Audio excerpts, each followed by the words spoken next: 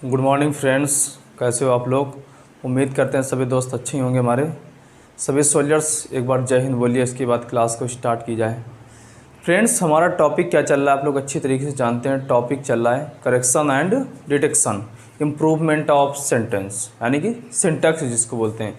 Sentence को improve कैसे कर रहे हैं, ये टॉपिक चल रहा है। इसमें इस समय हम आपको ये सिखा रहे हैं कि अगर प्रोनाउन में अगर कोई गलती होती है आपके सेंटेंस के अंदर, तो आप लोग उसको कैसे इम्प्रूव करते हैं, ये हम यहाँ पे सिखा रहे हैं। तो मैंने प्रोनाउन में कल आपको ये सिखा दिया था, कहाँ पे पजेसिव प्रोनाउन होता है, पजेसिव एडजेक्टिव होता है, ये सब सिखाया था। इसके बाद में आज मैं लेकर के आया हूँ आपके सामने रिलेटिव प्रोनाउन जो होते हैं कौन कौन से, जैसे हु हो गया, होम हो गया, विच हो गया, ये सब क्या है, रिलेटिव प्रोनाउन बोलते हैं इनको। अभी तक तो हम लोग ये पढ़ लेते थे नाउन क्लास होती है उसमें दैट लगा दीजिए, इसके बाद में एडजेक्टिव क्लास होती है उसमें लगा दीजिए विच लगा दीजिए, हु लगा दीजिए, होम लगा दीजिए। बट भाई इसका यूज कहाँ पर है, ऐसे तो है नहीं जहाँ मन चाहे तहाँ पे लगा दो आप। ऐसे तो हमारा सेंटेंस, यही तो हमको सेंटेंस को इम्प्रूव करना है। अब मान लीजिए जहाँ पे हु लगना था वहाँ पे सेंटेंस ने दे दिया, एग्जामिनर ने दे दिया, क्या दे दिया, एग्जाम में आपको क्वेश्चन आ गया विच से।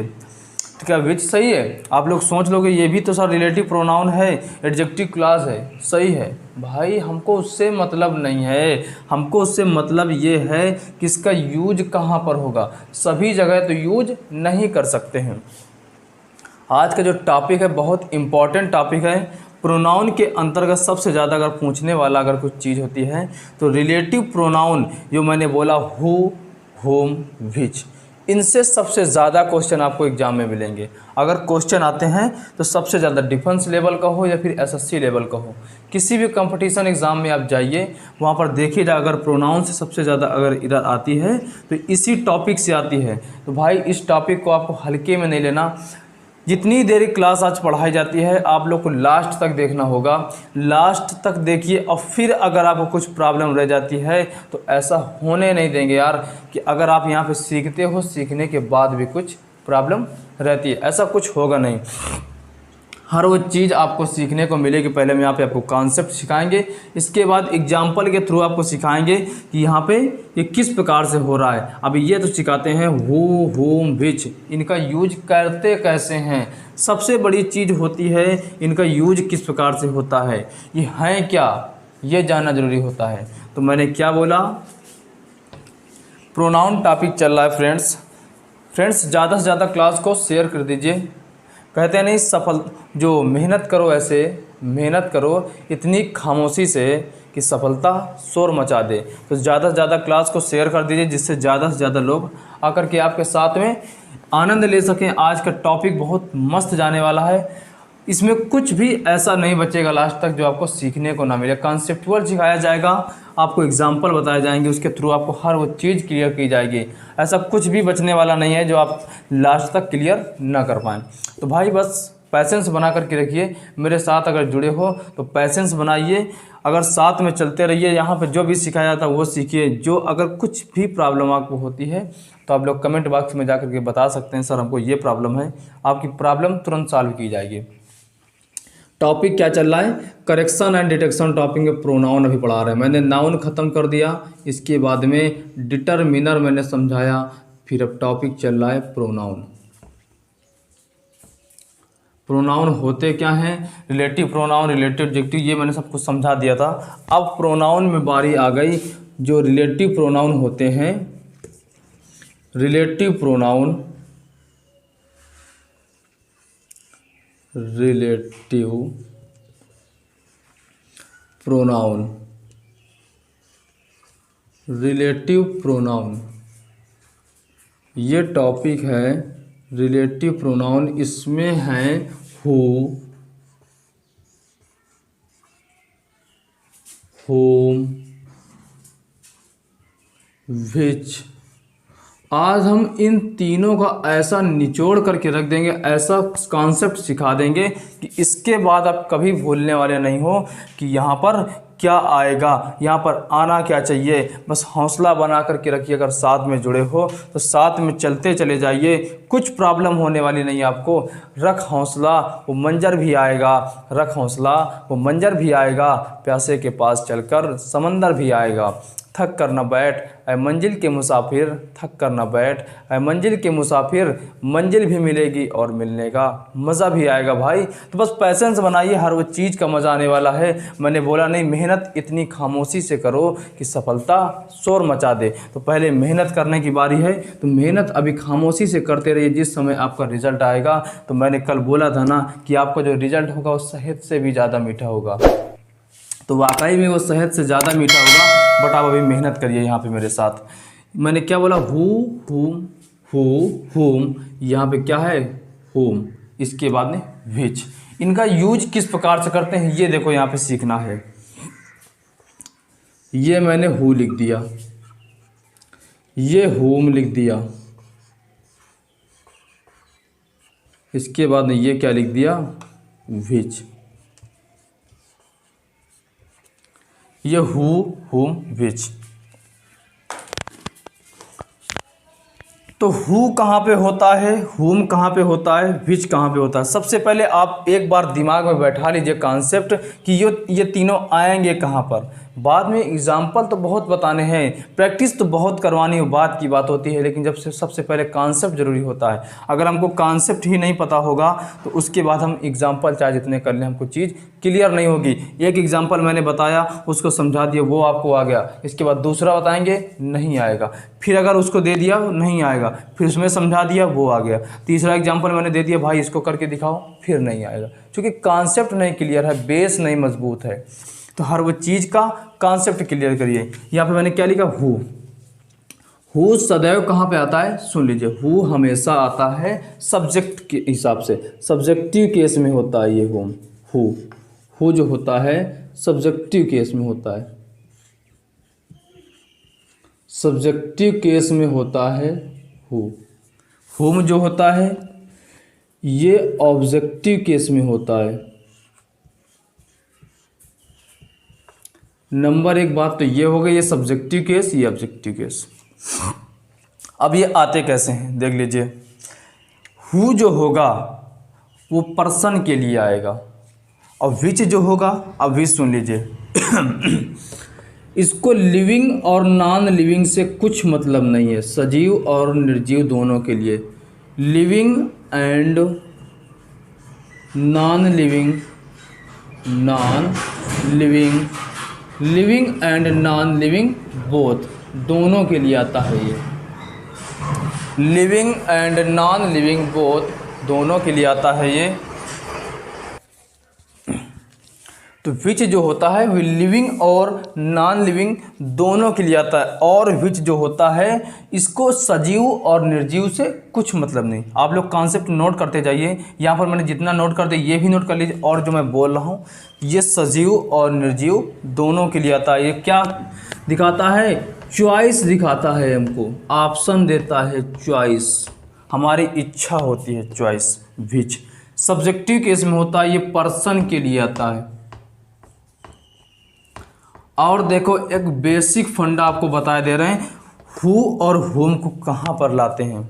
जो हु होगा आपको, जो आपका हु होगा, अगर मान लीजिए आपको एक सेंटेंस दिया है, एक सेंटेंस मैंने दे दिया और उसमें इरर छांटना है, तो सेंटेंस में अगर सभी सब्जेक्ट की अपनी वर्ब होगी, सभी सब्जेक्ट की अपनी वर्ब है, तब तो हमको दोबारा सब्जेक्टिव केस हु लाने की कोई ज़रूरत नहीं है।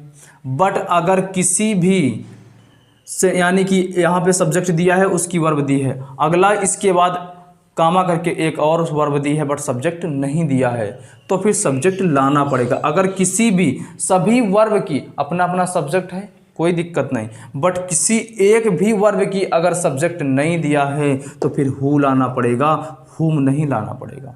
ये सुन लीजिए, समझ गया ना, कि अगर किसी भी वर्ब का सब्जेक्ट नहीं है तो हु लाना पड़ेगा। अगर सभी वर्ब के साथ में सब्जेक्ट जुड़े हुए हैं तो फिर हु ना ला करके हुम लाना पड़ेगा।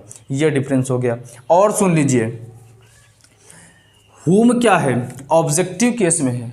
प्रीपोजिशन के बाद सदैव ऑलवेज आता क्या है, हमेशा आएगा क्या, हुम आएगा। प्रीपोजिशन के बाद हुम आएगा, क्यों, क्योंकि ऑब्जेक्टिव केस में होता है। हु क्या होता है, सब्जेक्टिव केस में, तो कभी भी वहाँ पे हु नहीं आएगा। फिर अगर प्रीपोजिशन दिया है तो फिर वहाँ पर हुम आना चाहिए, हु नहीं आना चाहिए।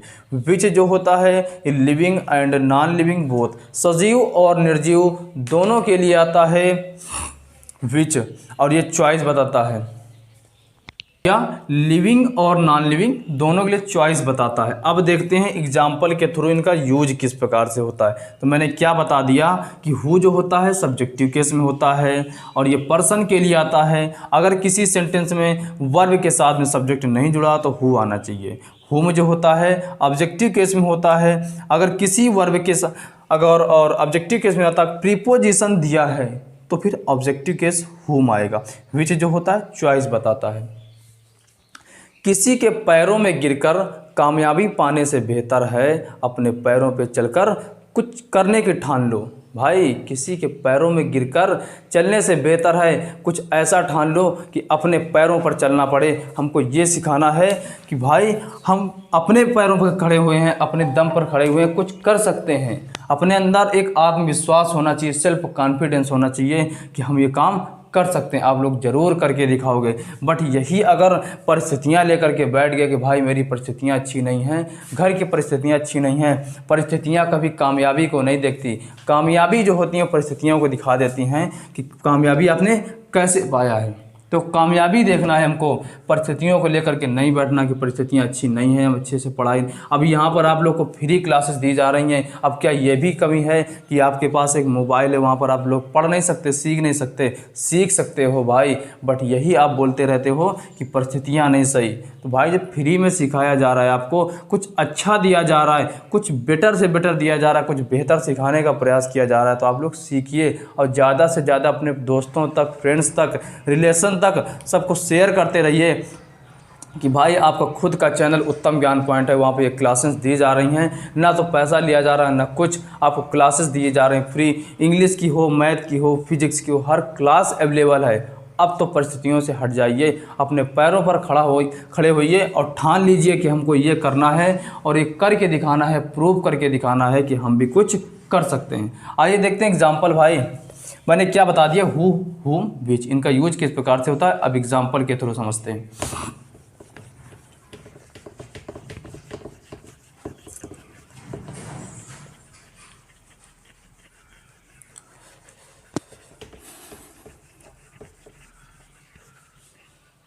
एग्जाम्पल देखिए,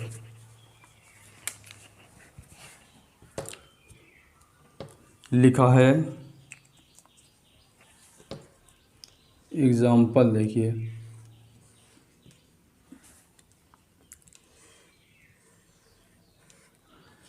Ramu is the boy.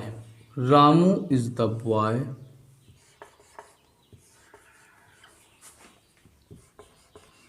whom is your best friend? Best friend.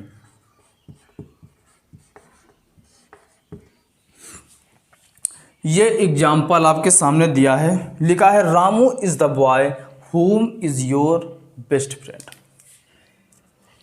Exam में आपके क्वेश्चन आया, आपसे पूछा गया भाई बता दो इसमें गलती क्या होनी चाहिए, क्या रॉन्ग है, which part has an error of this sentence. इस सेंटेंस में क्या गलती है। आपको मैंने बोला क्या, जो एक बार मैंने भी रूल समझाया, कॉन्सेप्ट सिखाया, एक बार अपने दिमाग में रिमाइंड कर लीजिए, यहाँ पे सेंटेंस आपका फाइनल हो गया। एक बार रिमाइंड तो करके देखिए। मैंने क्या बोला, जो हु होता है, हुम होता है, इनका यूज किस प्रकार से करते हैं। हुम सदैव ऑब्जेक्टिव केस में आता है। हु जो होता है कहाँ पर आता है, अगर सभी वर्ब की अपना अपना सब्जेक्ट है तो हुम लगा दीजिए। बट अगर एक भी वर्ब खाली है, उसका सब्जेक्ट नहीं है, तो वहाँ पे सब्जेक्टिव केस हु आएगा, हुम ऑब्जेक्टिव केस नहीं आएगा। रामू लिखा है, रामू के साथ में इज लिखा है, इज के साथ में रामू लिखा है, सब्जेक्ट, कोई दिक्कत नहीं, यहाँ तक हमको कोई दिक्कत नहीं भाई। रामू इज़ द बॉय, ये अपना एक अलग सेंटेंस हो गया, कोई दिक्कत नहीं, प्रिंसिपल क्लास। अब इसके बाद में ये आ गया रिलेटिव प्रोनाउन। अब देखो इसके बाद सबऑर्डिनेट रिलेटिव प्रोनाउन। हुम इज योर बेस्ट फ्रेंड, ये वर्ब दी थी इज, इसके साथ में कोई सब्जेक्ट जुड़ा है, नहीं जुड़ा। तो whom ऑब्जेक्टिव केस कि सब्जेक्टिव केस? Objective case. हमको लाना क्या था? सब्जेक्टिव केस, सब्जेक्ट लाना था, क्योंकि वर्ब दी है और वर्ब कैसे आती है? उसके पहले सब्जेक्ट आता है। यही तो सीखा फंडा, सब्जेक्ट प्लस वर्ब, यही तो सीखा फंडा। अभी तक तो यही सीखते हैं, इंडेफिनिट से सीख रहे हो भाई, प्रेजेंट इंडेफिनिट से यही सीखे हो कि subject plus verb, helping verb plus object. तो ऑब्जेक्ट वर्ब के बाद होता है, ये तो पहले आ गया, वर्ब के पहले आ गया। वर्ब के पहले कैसे आ सकता है? वर्ब के पहले तो सब्जेक्ट होता है, ना कि ऑब्जेक्ट। तो यहाँ पे भाई कमेंट में जाकर के अब बता दीजिए कि होम होना चाहिए कि हु होना चाहिए, और होम होना चाहिए कि हु होना चाहिए। अगर हु होना चाहिए तो क्यों होना चाहिए? क्योंकि मैंने क्या बताया, subject plus helping verb plus object.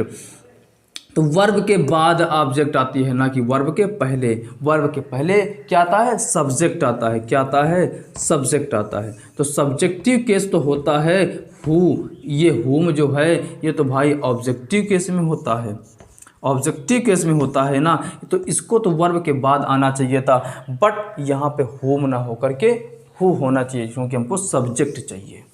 तो यहाँ पे होम नहीं होगा। क्यों नहीं होगा? अब आप लोग के लिए कोई प्रॉब्लम नहीं होगी कि होम क्यों नहीं होगा, क्योंकि होम जो होता है ऑब्जेक्टिव केस में आता है। ये वर्ब हो गई, इसके पहले क्या आना चाहिए था? सब्जेक्ट आना चाहिए था, इस वजह से यहाँ पे हु आएगा। Ramu is the boy who is your best friend, ये हो गया। तो उम्मीद करते हैं जो मैंने पहला एग्जांपल समझाया कि सब्जेक्ट के हिसाब से वर्ब आएगी, वर्ब के हिसाब से सब्जेक्ट आएगा। अब देखते हैं और कहाँ पे हुम आता है, कहाँ पे हु आता है, कहाँ पे व्हिच आता है। व्हिच जो होती है चॉइस बताता है, उसको सजीव निर्जीव से कुछ मतलब नहीं होता है, ये मैंने बताया है। बस एक बार जितने कॉन्सेप्ट बता दिए, एक बार आप लोग अपने दिमाग में रिमाइंड कर लीजिए, आपको हर वो एग्जाम्पल यहाँ पे जो प्रैक्टिस हो रही है हर वो एग्जाम्पल क्लियर होगा। आप लोग खुद हमसे पहले यहाँ पे बता दोगे सर ये होना चाहिए, बट एक बार जितना भी मैंने कॉन्सेप्ट अभी तक सिखाया उसको याद रखिए, दिमाग में बैठा लीजिए, एक बार ठान लीजिए कि अब कुछ करके दिखाना है, कुछ करके दिखाना है। तो उसके लिए कॉन्सेप्ट सीखिए। इसके बाद जो मैं यहाँ पे एग्जाम्पल करवा रहा हूँ वहाँ पे बताइए, आपकी यहाँ पे कमेंट में जा कर के बोला करिए भाई कि ये होगा सर। देखिए अगला,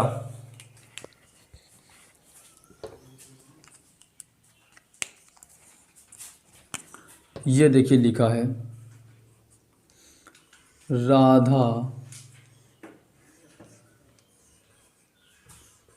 Radha is the girl, Radha is the girl with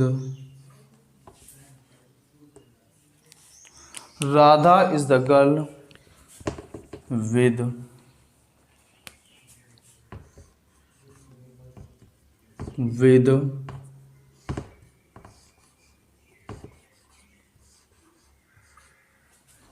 I study। ये क्वेश्चन दिया आपके सामने, Radha is the girl with who I study. अब इस सेंटेंस में गलती क्या है पता चल गई ना? कमेंट बॉक्स में जाकर के छाप दीजिए कि सर यहाँ पे ये गलत होना चाहिए। रिलेटिव प्रोनाउन का टॉपिक चल रहा है, हु हुम व्हिच, इसी में गलती है। बस पता लगा लीजिए कि कहाँ पे गलती है, क्या होना चाहिए। राधा है, वर्ब इज लिखी, उसके साथ में सब्जेक्ट जुड़ा है राधा, कोई दिक्कत नहीं यार। यहाँ पर राधा इज द गर्ल, ये पूरा सही हो गया, कोई दिक्कत नहीं। विद क्या हो गया? प्रीपोजिशन। विद क्या होता है? मैंने क्या बताया? विद क्या होता है? प्रीपोजिशन होता है विद। प्रीपोजिशन के बाद सदैव ऑब्जेक्ट आता है, ना कि सब्जेक्ट। हु क्या होता है? सब्जेक्ट। देखो यहाँ पे दो तरीके से बताएंगे कि प्रीपोजिशन के बाद ऑब्जेक्ट ही क्यों आता है और यहाँ पे हु क्यों नहीं आएगा। स्टडी लिखा है, ये वर्ब हो गई, वर्ब के साथ में अपना सब्जेक्ट आई जुड़ा है, सब्जेक्ट। तो इसका वर्ब हो गई, इसका सब्जेक्ट हो गया, वर्ब सब्जेक्ट, कोई दिक्कत नहीं। वर्ब सब्जेक्ट कोई दिक्कत नहीं। तो जब अपनी अपनी वर्ब है, अपना अपना सब्जेक्ट है, तो एक और सब्जेक्ट हु लाने कोई ज़रूरत है नहीं है। तो यहाँ पे हु कोई लाने की जरूरत थी नहीं, तो हु कैसे आ सकता है? अब दूसरा तरीका देखिए, विद जो है प्रीपोजिशन है। प्रीपोजिशन के बाद सदैव ऑब्जेक्ट आता है, ना कि सब्जेक्ट। तो प्रीपोजिशन के बाद क्या आना चाहिए था? ऑब्जेक्ट आना चाहिए था। बट यहाँ पर ये क्या है? सब्जेक्टिव केस में है ये तो आना क्या चाहिए था? ऑब्जेक्ट आना चाहिए। तो मैंने क्या बताया? हु जो होता है वो सब्जेक्टिव केस में होता है और हुम जो होता है वो ऑब्जेक्टिव केस में होता है। तो हुम आना चाहिए कि हु आना चाहिए? क्या आना चाहिए? कमेंट बॉक्स में जाकर के बताइए, हु आना चाहिए कि हुम। अब तो बता दो भाई कमेंट करके, हुम आना चाहिए। दो तरीके से आप समझ सकते हैं। जो मैंने पहला तरीका बताया कि सभी वर्ब की अपना सब्जेक्ट होगा तो फिर वहाँ पे हु ना करके हुम आएगा। ये वर्ब स्टडी थी, उसका सब्जेक्ट आई है, कोई दिक्कत नहीं। अब यहाँ पे ये वर्ब इस थी, उसके साथ राधा लिखा है, ये सब्जेक्ट लिखा है, कोई दिक्कत नहीं। तो जब अपनी वर्ब अपना सब्जेक्ट, अपनी वर्ब अपना सब्जेक्ट, अब तो दोबारा एक और सब्जेक्ट लाने की ज़रूरत है नहीं है ना? तो यहाँ पे क्यों ला रहे बार बार हु? यहाँ पे हु नहीं आना चाहिए। अब यहाँ पे देखो दूसरा तरीका ये था समझने का कि प्रीपोजिशन के बाद ऑब्जेक्ट आता है और सर ने बता रखा है कि हुम जो होता है वो ऑब्जेक्टिव केस में होता है, तो यहाँ पे हुम आना चाहिए था। तो समझे ना कि कहाँ पे हु आएगा, कहाँ पे हुम आएगा।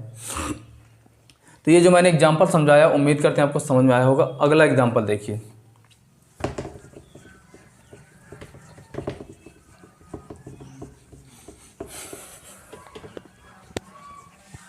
बहुत बेहतरीन एग्जाम्पल जाने वाला है, ये देखिए अगला एग्जाम्पल। यहाँ पे ये देखिए अगला एग्जाम्पल लिखा है यहाँ पे। सबसे ज़्यादा अगर परीक्षा में पूछा जाने वाला एग्जाम्पल है तो यही एग्जाम्पल पूछे जाते हैं। It is me, it is me,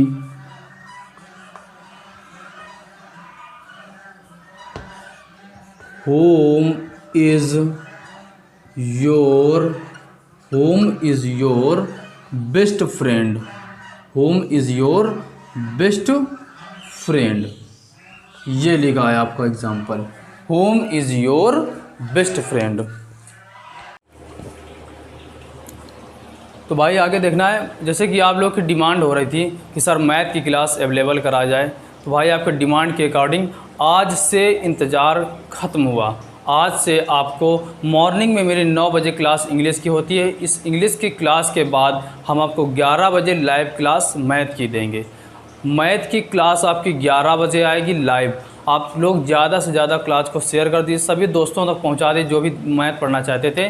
comment आ रहे थे सर मैथ की क्लास लाई जाए, मैथ की क्लास लाई जाए, तो आज से मैथ की क्लास भी पढ़ेंगी। तो आप लोग मैथ की क्लास को ज़्यादा से ज़्यादा शेयर कर दीजिए। होता नहीं, सोचने से कहाँ मिलते हैं तमन्नाओं के शहर, सोचने से कहाँ मिलते हैं तमन्नाओं के शहर, चलना भी ज़रूरी है मंजिल को पाने के लिए। तो भाई अब आप लोग के लिए, आप लोग हमारे साथ चलिए। मैथ की क्लास भी मिल रही है आपको, फिजिक्स की क्लास भी मिल रही है, इंग्लिश की, हर वो क्लास आपको यहाँ पर अवेलेबल हो रही है। तो आपका खुद का चैनल उत्तम ज्ञान पॉइंट है, आपको इसको आगे तक ले जाना है, इसको बढ़ाना है फ्रेंड्स। आगे देखिए जो मैं पढ़ा रहा था उसके आगे देखिए। तो इसमें देखते हैं ये कि इम्प्रूवमेंट क्या करना है, यहाँ पे गलती क्या है। आपको एक नहीं दो नहीं देखना, गलती कितनी मिलती हैं आपको खुद समझ में आएगा। यहाँ पे लिखा है it is me, home is your best friend. सबसे पहले अभी हम इसको छोड़ने दे रहे हैं। मान लीजिए आपका ये वर्ब हो गई सब्जेक्ट, इसको छोड़ दिया मैंने।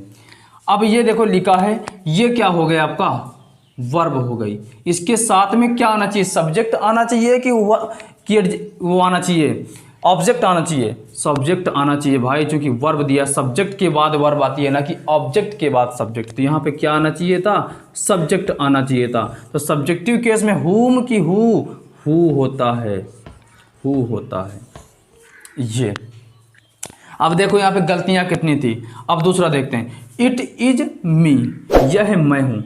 जो मी है वो ऑब्जेक्टिव केस में, इट क्या है? सब्जेक्टिव केस में। मी आया किस, इट आया किसके लिए है? मी के लिए। तो ये जब सब्जेक्टिव केस में है तो ये ऑब्जेक्टिव केस में कैसे हो सकता है? तो यहाँ पे मी नहीं होना चाहिए, मी ना होकर क्या होना चाहिए? आई होना चाहिए, इट इज आई। अब ये हो गया हु। अब देखो जो वर्ब आई है ये रिलेटिव प्रोनाउन है, जो वर्ब आएगी अकॉर्डिंग टू आई आएगी। यहाँ पे ये जो है क्योंकि सब्जेक्ट इट है, इसके लिए आई भी सब्जेक्ट, इट भी सब्जेक्ट, क्योंकि इट जो आया है आई के लिए आया। तो आई क्या हो गया? अब यहाँ पे मेन सब्जेक्ट आई काम करेगा इस पूरे सेंटेंस के अंदर। तो सब्जेक्ट जब हो गया आई, तो वर्ब आई के अकॉर्डिंग वर्ब एम आनी चाहिए कि इज आनी चाहिए? एम आना चाहिए वहाँ पे, तो इज ना हो करके एम होगा यहाँ पे, ये करेक्शन होना था। तो यहाँ पर भाई एक नहीं दो नहीं तीन गलतियाँ थी। एक तो मी की जगह आई होना चाहिए था, और दूसरा क्या होना चाहिए था, होम की जगह हु होना चाहिए था, और इस की जगह इम होना चाहिए था। तीन गलतियाँ थी। कहते हैं हौसलों के तर्कस में कोशिशों का वह तीर जिंदा रखो, हौसलों के तर्कस में कोशिशों का वह तीर जिंदा रखो, हार जाओ चाहे ज़िंदगी में सब कुछ, हार जाओ ज़िंदगी में सब कुछ, फिर भी जीतने की उम्मीद जिंदा रखो। आइए आगे देखते हैं, इसमें ही एग्जाम्पल चल रहे हैं जो मैंने अभी कॉन्सेप्ट सिखाया आपको, हु होम विच, इसमें ही एग्जाम्पल अभी आपको हु और होम में ही सिखा रहे हैं। इसके बाद आपको एग्जाम्पल के थ्रू समझाएंगे कि विच कहाँ पे होता है, सजीव निर्जीव से मतलब नहीं होता, वो चॉइस बताता है। अगला एग्जाम्पल देखिए,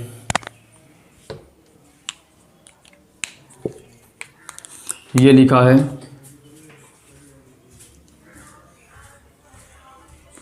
Ram is a good boy, Ram is a good boy, home is running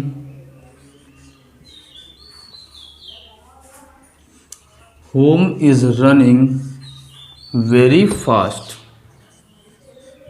very fast, ये हो गया।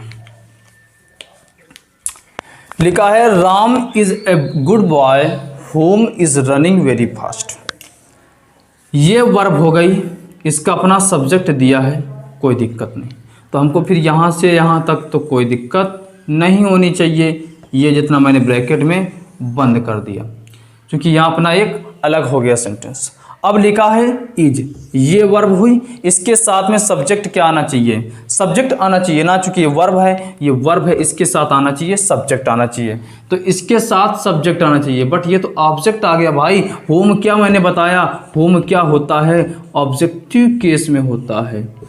होम क्या होता है, ऑब्जेक्टिव केस में, बट आना क्या चाहिए, सब्जेक्टिव केस आना चाहिए। सब्जेक्टिव केस क्या होता है, हु होता है। एक तो ये समझ लीजिए सब्जेक्टिव केस आना चाहिए, और दूसरा तरीका वर्ब लिखिए, उसके पहले सब्जेक्ट आता है ना कि ऑब्जेक्ट, तो वहाँ पे हु आना चाहिए। तो यहाँ पे क्या नहीं आएगा, होम नहीं आएगा, क्या आएगा, हु आएगा। तो समझ गए होगे, अब तरीका समझ में आने लगा होगा कि यहाँ कहाँ पे हु आएगा, कहाँ पे होम आएगा। अब इसी प्रकार विच का ऐसे आसानी से सीख जाओगे भाई, कुछ भी प्रॉब्लम नहीं होगी। जब यहाँ पे प्रॉब्लम आपको नहीं हुई हु और होम को सीखने में, तो विच तो अकेला है, वो पर्सन हो या फिर जानवर हो, एनिमल हो, उससे कुछ प्रॉब्लम नहीं होती है उसकी।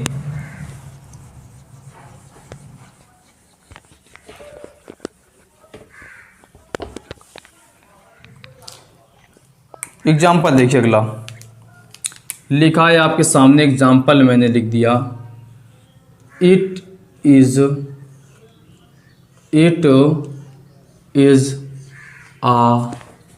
Cat, it is a cat who oblique whom oblique which is black, which is black. ये आपके सामने एग्जाम्पल लिखा है। लिखा क्या है, it is a cat who oblique whom oblique which is black. अब आपको समझ में आने लगा होगा, ऐसा तरीका समझा देंगे कि अब इसके बाद में तीनों का बिल्कुल डिफरेंस एक साथ में हो जाएगा भाई। देखिए तो मज़ा आने वाला है, बहुत अच्छा सीखने को मिल रहा है। कॉन्सेप्ट यहाँ पे होना क्या चाहिए, देखो मैंने क्या बताया, हु जो होता है पर्सन के लिए आता है, हु जो होता है पर्सन के लिए,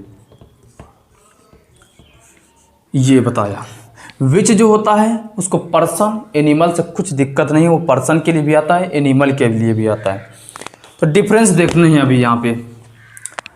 पहले तो ये देखो वर्ब आ गई, इसका अपना सब्जेक्ट है, कोई दिक्कत नहीं होनी चाहिए, इट इज़ कैट तक। यहाँ तक गलती होती भी नहीं ज़्यादातर। मोस्टली गलती अगर होती है तो बस इसी रिलेटिव प्रोनाउन में होती है, हु होना चाहिए कि विच होना चाहिए कि हुम होना चाहिए।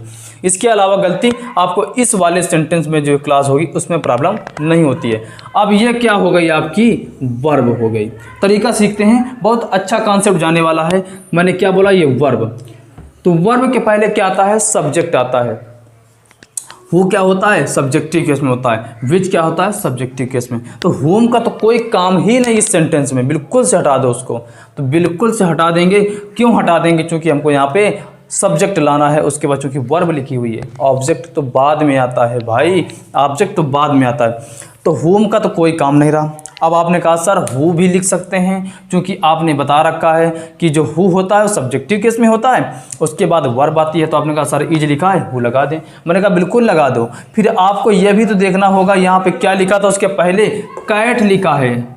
ये जो प्रिंसिपल क्लास है, मेन क्लास है, उसका सेंस तो देखो। यहाँ पे किसके बारे में बात हो रही, कैट, बिल्ली के बारे में बात हो रही। तो बिल्ली सजीव की निर्जीव, निर्जीव मानते हैं। एनिमल जो होते हैं निर्जीव मानते हैं उनको, नॉन लिविंग में होता है यहाँ पे।